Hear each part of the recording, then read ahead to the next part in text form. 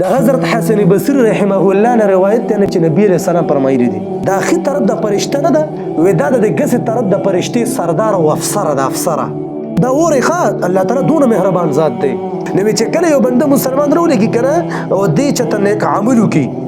نو دا نیک عمل خدا خو خي طرف لري کی کنه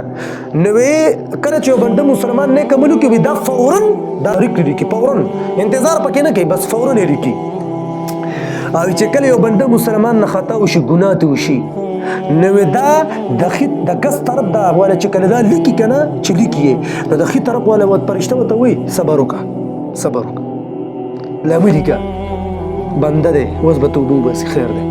نو دی خو بس په انتظار کی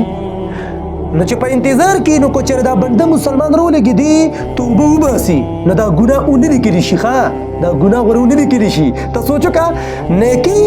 ورن لیکي او ګناه نه لیکلی کېږي ولې صبر وکړه خیر دی ګورداد د الله تعالی مهرباني ته سړی حیران شي کنه یار یا الله نو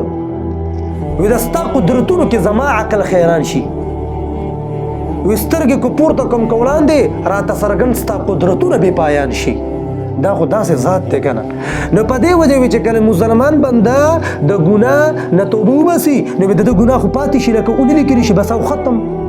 بس خبره ختمه خو کو چېرې د بنده مسلمان ګناه توبه ونه باسله نو بیا دا فرشته ولګي یو پیرې ولیکي څه وکړي یو پیرې ولیکي خو زه ریشه د دې نه مخکې یو خبره کې ما د خبره پاتې شوله چې کله دا انسان بنده مسلمان نیکي وکړي که نه نو دا ښي طرف د فرشتې زر ولیکي او لس پیرې ولیکي او دا د چا دا په موږ باندې غوره د الله تعالی ډېر لوی احسان دی د چا د وجې د حضرت محمد مصطفی صلی الله علیه وسلم د وجې پخواني امتونو کې چې بچا نیکي وکړله بس یو پیرې به لیکلی کېده بس دی بنده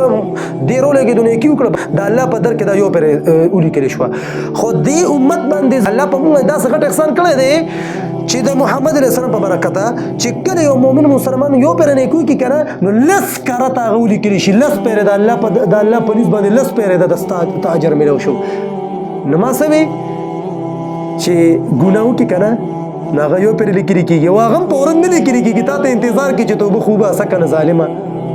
او دونه مهربان ذات ته چې کله نیکي وکړي نو لس کرته هغه ولیکلی شي نصر بن محمد بن احمد بن ابراهیم ابو الليث سمرقندي رحمه الله لیکلي دي و دا مضمون نه دي دا اوس چې ما کوم د خي طرف د فرشته دا خبره چې بیا نه دي کې دا ټوله خبره و چې دا حدیث نه دي و دا د هغه د پیغمبر علی السلام د هغه حدیث د مضمون موافق دي چې نبی علی السلام فرمایي التائب من الذنب كمن لا ذنب له نو توبه کوونکې د ګناه نه داسې دي وی لکه چې دا ګناه کړی نه ده نو ته وګوره کنه